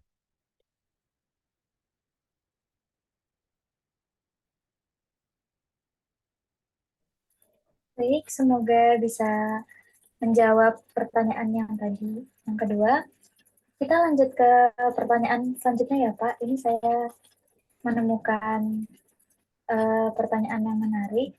Untuk yang raise hand nanti bisa setelah pertanyaan yang ini ya. Ini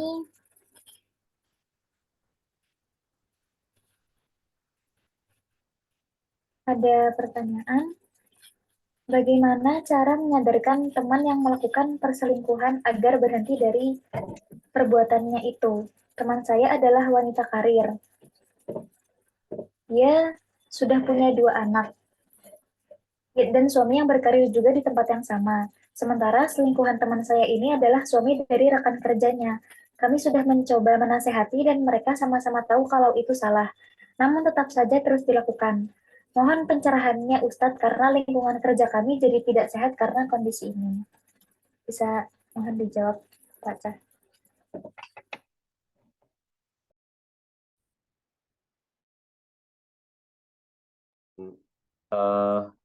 Pada contoh yang tadi telah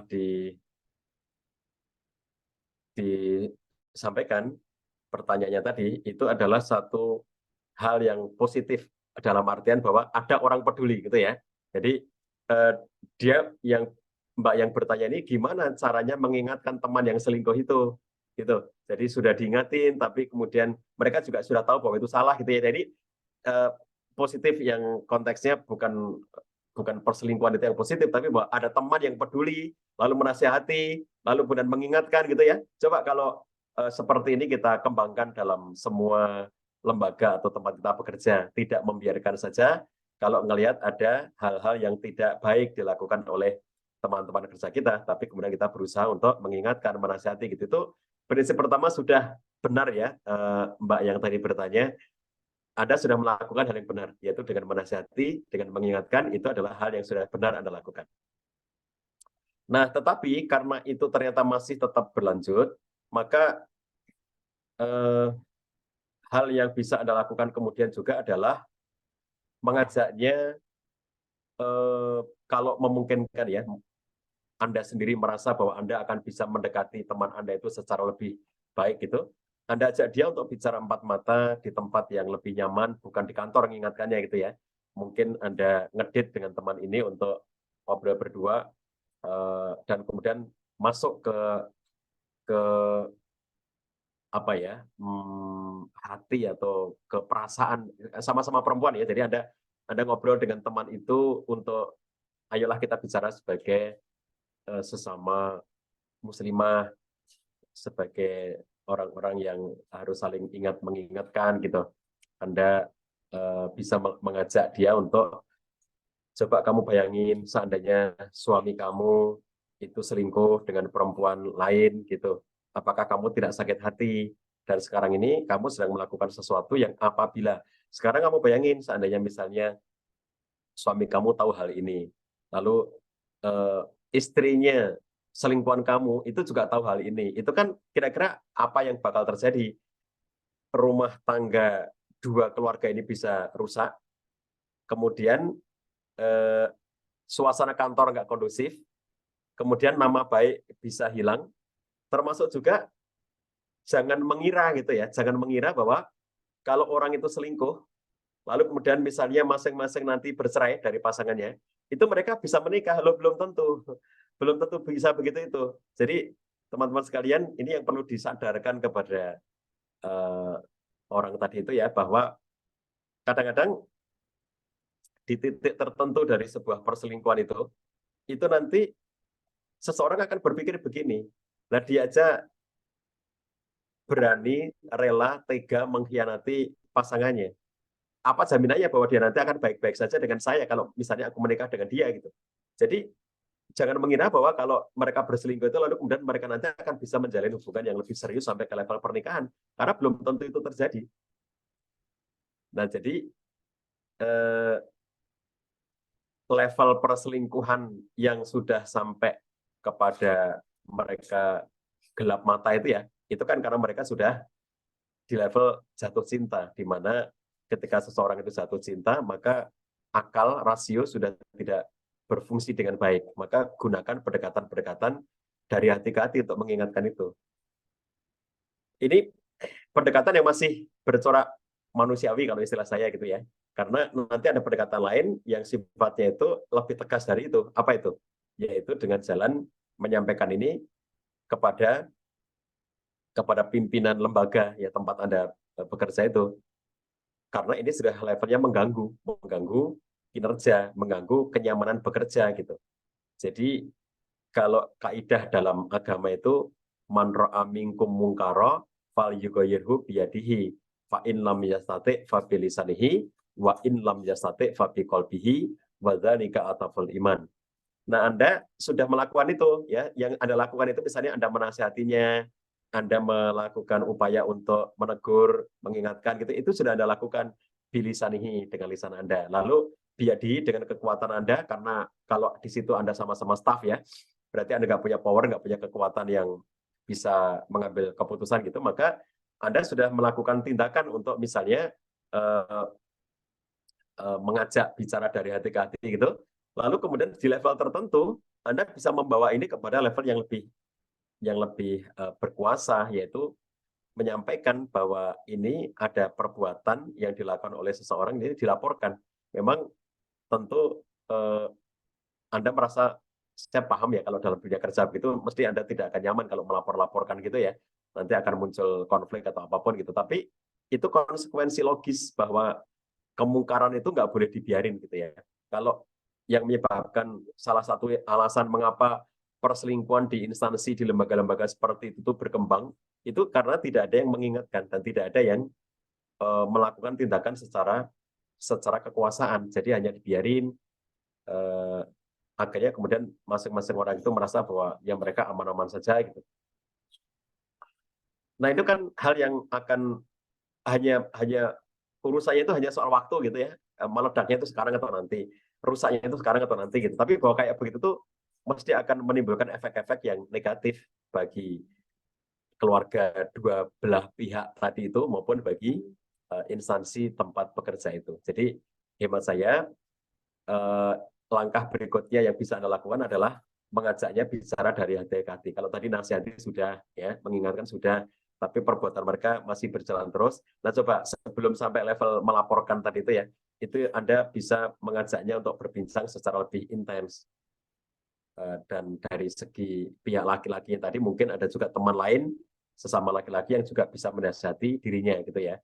Karena kalau sudah seperti ini tuh uh, yang kayak kayak ancaman-ancaman gitu tuh kadang-kadang sudah tidak berfungsi. Misalnya kayak apa kamu nggak takut dosa gitu-gitu ya. Itu seringkali sudah tidak berfungsi karena orang sudah terbawa dalam suasana-suasana yang dia berada dalam jalinan jebakan jatuh cinta sesama orang-orang yang selingkuh itu. Sehingga akhirnya mereka tidak lagi bisa diingatkan dengan cara seperti itu. Tapi Anda bisa membawanya untuk coba Anda masuk ke sebagai sesama perempuan ya, menasihati dirinya. Bagaimana kalau nanti rumah tanggamu makin hancur gitu. Bagaimana kalau nanti suami kamu marah, bagaimana anak-anak kamu kalau tahu bahwa kamu itu selingkuh, bagaimana kalau bagaimana kalau istri dari pihak selingkuhan kamu itu nanti juga mengetahui, bagaimana kalau anak-anak mereka juga mengetahui bla bla bla gitu ya. Jadi itu masuk ke dalam hati karena tidak cukup hanya dengan mengancam-mengancam. Mereka tahu tadi dinyatakan mereka tahu kalau itu salah, mereka tahu kalau itu nggak baik, mereka tahu itu nggak benar gitu kan. Berarti kan secara akal mereka itu dalam konteks itu mereka ngerti, tapi sekarang pendekatannya bukan pendekatan semata-mata akal, tapi bagaimana masuk ke dalam coba mengorek ya sisi perasaannya untuk masih bisa dihidupkan, masih bisa diingatkan dengan cara itu. Nah itu hal-hal yang bisa Anda lakukan ya sampai level tertentu. Kalau itu bisa berjalan dengan baik, alhamdulillah. Tapi jika ternyata itu nggak bisa, at least Anda sudah mengingatkan, Anda sudah berusaha, Anda sudah menggugurkan kewajiban ya sebagai pribadi yang mengetahui bahwa itu ada tindakan tidak baik dan Anda sudah mengingatkan dan itu adalah tindakan yang benar ya yang Anda lakukan itu. Nah, cuma untuk sampai level melaporkan itu yang saya kira butuh keberanian tertentu untuk melakukannya. Karena kalau kayak begitu diingatkan nggak bisa dan tidak dilaporkan, dibiarkan saja, itu memang rusaknya akan meluas kemana-mana dan akan menjadi pembenaran. Nanti orang-orang lain akan bisa melakukannya, nggak apa-apa kok. Paling-paling cuma diingetin, paling-paling cuma ditegur, ya sudah selesai gitu aja. Tapi kalau itu dilaporkan dan itu ada tindakan yang sifatnya struktural dari pihak yang berkompeten, pihak yang punya kewenangan di lembaga Anda, nah saya kira itu akan bisa menjadi efek jera bukan hanya bagi mereka, tetapi juga bagi orang-orang lainnya. Begitu saran saya. Baik, terima kasih atas jawabannya, Pak. Semoga bisa menjawab pertanyaan ketiga tadi. Selanjutnya, saya ingin memberi kesempatan untuk yang tadi sempat ada yang raise hand. Mungkin sekarang bisa. Oh iya, silahkan. Maka Mbak Tri Wahyuni di unmute dulu Zoom-nya.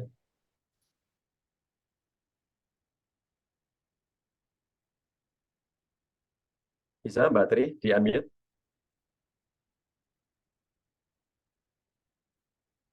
atau kepencet raise hand-nya.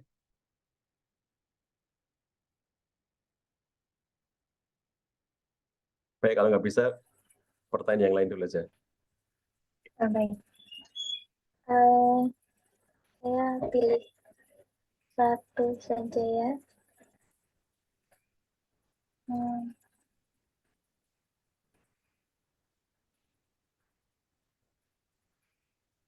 Assalamualaikum warahmatullahi wabarakatuh. Pak Cah izin bertanya, bagaimana keberkahan bisa diperoleh jika suami atau istri menjadi TKI di luar negeri?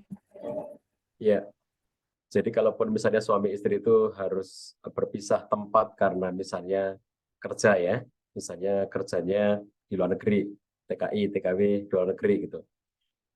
Sepanjang itu semuanya dalam kerelaan, misalnya sebelum berangkat memang sudah disetujui, berapa lama waktunya juga disetujui, kemudian bagaimana pola hubungan selama berpisah juga disetujui gitu. Maka insya Allah itu masih dalam bingkai yang saling meridhoi, dan itu keridhaan Allah juga akan menyertai perjalanan mereka dua-duanya, baik yang ditinggalkan maupun yang meninggalkan. Yang jadi masalah satu, kalau itu tidak dalam keridhaan pasangan. Misalnya suami berangkat kerja maksain, tidak minta kerelaan dari istrinya, atau istri berangkat pergi gitu aja tanpa minta kerelaan dari suaminya. Ini akan jadi bibit masalah dari awalnya ketika terjadi paksa memaksa seperti ini. Jadi pergi meninggalkan, atau entah suami atau istri yang pergi meninggalkan karena mau kerja TKW atau TKI di luar negeri, itu harus sekerelaan pasangan. Kalau tidak seperti itu, maka yang muncul adalah konflik sejak dari awalnya. Nomor satu itu ya. Nomor duanya yang bisa muncul menjadi masalah, awalnya sudah disetujui untuk masing-masing, untuk misalnya seorang istri kerja sebagai TKW atau seorang suami sebagai TKI di luar negeri, udah saling sepakat, saling rela, tapi ternyata interaksi dan komunikasi selama masa kontrak kan, setahu saya satu kali kontrak itu 3 tahun ya. Dan seseorang itu kalau jadi TKI atau TKW itu maksimal hanya boleh 2 kali masa. Jadi sekarang 3 tahun, kemudian perpanjangan 1 kali lagi berarti 6 tahun. Setahu saya izin hanya diberikan dalam 2 kali itu. Nah, misalnya ternyata setelah dalam masa pekerjaan itu tidak bisa direalisasikan. Misalnya nggak pernah kontak, nggak pernah telepon, nggak pernah WhatsApp, nggak pernah ngechat, lalu kesepakatan bahwa tiap bulan harus ngirim sekian ke keluarganya, ternyata enggak gitu ya, tidak pernah ngirim transfer uang hasil pekerjaan di sana. Misalnya seorang suami sebagai TKI ternyata uangnya nggak ditransfer ke istrinya, berarti kan tidak sesuai dengan kesepakatan. Atau misalnya tidak adanya transparan transfer tapi tidak transparan. Contohnya misalnya sang suami transfer dari hasil pekerjaannya itu ya, eh, sang istri berharap bahwa kalau suami kerja di luar negeri itu dia bisa mendapatkan transferan 5 juta per bulan, misalnya gitu ya. Ternyata sang suami hanya mentransfer 2 juta sebulan. Dan ketika ditanya, kok cuma segini, emang gaji kamu berapa? Lalu suaminya nggak mau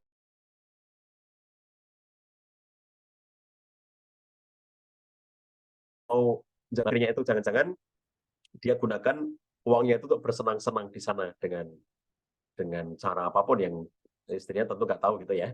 Kesenangan-kesenangan apa yang bisa dilakukan oleh suaminya ketika di luar negeri itu. Demikian pula ketika misalnya seorang istri yang kerja sebagai TKW, yang semula berjanji nanti akan mentransfer sejumlah uang tertentu, dan ternyata sangat jauh ya, yang semula dijanjikan misalnya aja nanti bisa mentransfer 5 juta sebulan, ternyata cuma 1 juta sebulan, misalnya gitu.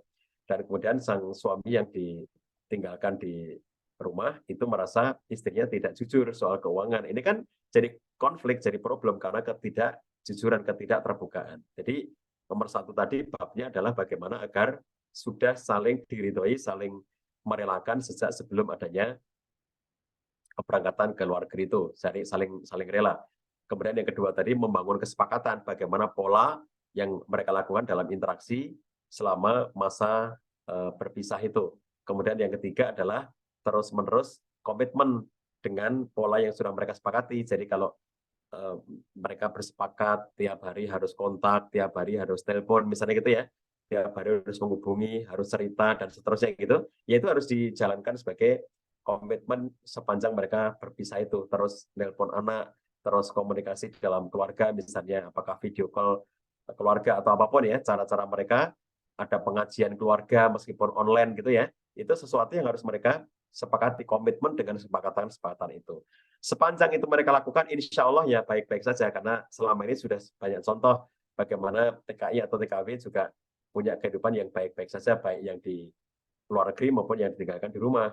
Nah, mereka yang tidak baik-baik saja itu saya kira karena tidak adanya komitmen dari masing-masing diri, yang ditinggal maupun yang meninggalkan, dua-duanya tidak komitmen, lah itu yang akan menimbulkan problem dalam kehidupan berumah tangga mereka. Saya kira sepanjang itu komitmen dalam kebaikan ya, itu akan insya Allah akan baik-baik saja. Begitu? Baik, Pak Cah, terima kasih atas jawaban luar biasanya. Selanjutnya ini saya mau membacakan pertanyaan dari Kak Tri yang tadi raise hand. Mungkin dijawab singkat ya Pak, karena setelah ini mau closing. Pak Cah izin bertanya, bagaimana mengelola emosi untuk bisa berdamai dengan konflik yang tidak bisa terselesaikan pada saat tertentu muncul? Silahkan dijawab Pak. Ketika konflik-konflik tertentu itu terus-menerus muncul, maka sebetulnya kita mengenali polanya.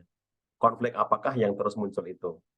Jadi hal-hal yang kalau dalam studinya Gottman yang tadi saya sampaikan ya, bahwa 63% konflik pasangan itu nggak bisa diselesaikan, berarti masing-masing kita bisa mengenali mana yang bisa mana yang bisa diselesaikan dan mana yang tidak bisa diselesaikan, itu masing-masing pasangan akan mengenalinya.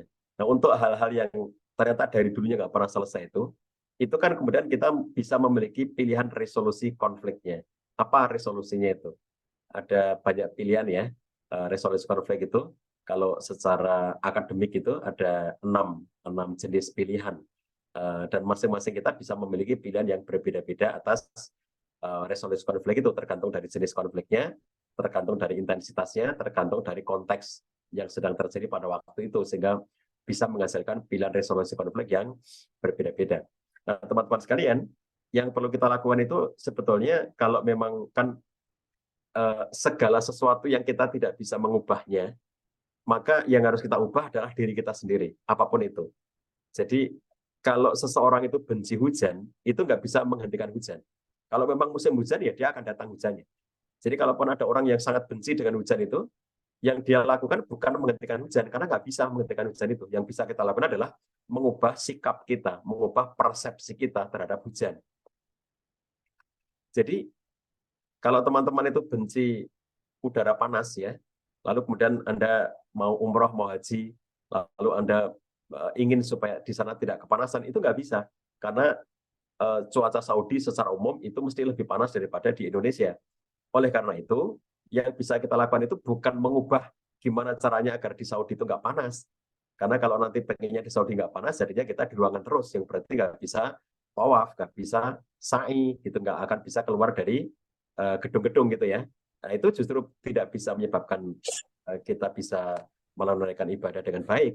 Jadi oleh karena itu, ubahlah persepsi, ubahlah cara pandang, ubahlah sikap ketika ada hal-hal yang tidak bisa kita ubah. Termasuk ketika suamiku begini, dan ternyata aku nggak bisa mengubah sikap itu, ya sudah, sekarang aku yang merubah sikapku. Jika dia begitu lagi, maka aku akan ngapain gitu ya. Itu sesuatu yang kemudian kita ciptakan sendiri dalam diri kita, karena kita nggak bisa mengubah pasangan kita. Jadi hal yang tidak bisa kita ubah, maka berarti yang harus kita ubah adalah sikap kita terhadap sesuatu itu. Untuk sesuatu yang bisa kita ubah, alhamdulillah. Untuk sesuatu yang kita tidak bisa mengubahnya, diri kita sendiri, sikap kita sendiri, cara pandang kita sendiri yang harus kita ubah supaya sesuatu yang rutin itu tidak menyakiti kita. Baik, begitu teman-teman sekalian. Pada akhir dari pertemuan kita pada sore hari ini, saya mengajak kepada kita semuanya untuk kembali berusaha untuk bersikap positif terhadap segala sesuatu. Karena kalau kita tidak bisa bersikap positif, maka segala sesuatu menjadi bahan konflik, gitu ya. Jadi jangan biarkan segala sesuatu jadi bahan konflik. Caranya adalah selalu bersikap positif ketika menghadapi hal-hal yang berbeda, hal-hal yang tidak sama, hal-hal yang tidak sesuai harapan gitu. Cobalah melihat itu dari perspektif yang positif. Insya Allah dengan cara seperti itu tidak akan membuatnya menjadi bahan konflik. Mudah-mudahan Allah berikan kebaikan untuk keluarga kita semuanya. Mudah-mudahan di tahun baru 2024 nanti, teman-teman yang belum menikah bisa mendapatkan jodoh terbaiknya, yang sudah menikah bisa mendapatkan keluarga yang sakinah, mawaddah, warahmah, mendapatkan anak-anak yang soleh dan solihah, mendapatkan rezeki yang lancar dan penuh berkah, bisa bersikap istiqomah di jalan Allah sampai akhir hayat yang indah, husnul khotimah, dan bisa diperkenankan untuk berkumpul bersama dengan Nabi SAW dan orang-orang soleh di jannah surganya yang selalu kita nantikan bersama-sama di surganya Allah SWT. Billahi taufiq wal hidayah. Assalamualaikum warahmatullahi wabarakatuh. Waalaikumsalam warahmatullahi wabarakatuh. Terima kasih banyak kepada Pak Cah atas materi luar biasa yang telah disampaikan pada sore hari ini, dan semoga materi yang telah disampaikan bisa bermanfaat untuk kita dalam kehidupan kita setelah ini. Ini, Masya Allah, ternyata antusias dari sahabat-sahabat semua sangat luar biasa. Ada banyak sekali pertanyaan yang terlewat, mohon maaf, dan ada banyak pertanyaan juga yang belum terjawab. Untuk pertanyaan yang mungkin masih mengganjal dan ingin ditanyakan, bisa ditanyakan langsung di grup WhatsApp menjadi keluarga Qurani. Jadi untuk yang belum join, bisa langsung join dengan grup WhatsApp menjadi keluarga Qurani lewat link yang telah di-share oleh panitia lewat kolom chat. Dan jangan lupa sahabat-sahabat untuk memfollow sosial media Lazisku, ada di Instagram dan juga di Facebook. Untuk informasi-informasi selanjutnya bisa dipantau lewat sosial media Lazisku. Alhamdulillah kita sudah sampai di penghujung acara. Mari kita tutup. Oh, sebelum kita tutup, mohon maaf, ada sesi foto bersama terlebih dahulu. Jadi untuk yang belum dibuka kameranya, bisa dibuka, di on cam kan, untuk kita bisa berfoto bersama-sama.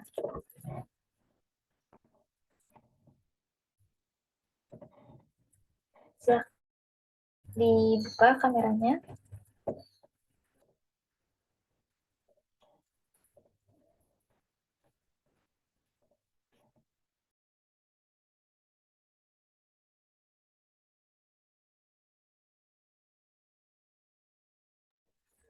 Oke, masih saya tunggu untuk yang ingin membuka kamera, karena setelah ini kita akan foto bersama untuk dokumentasi.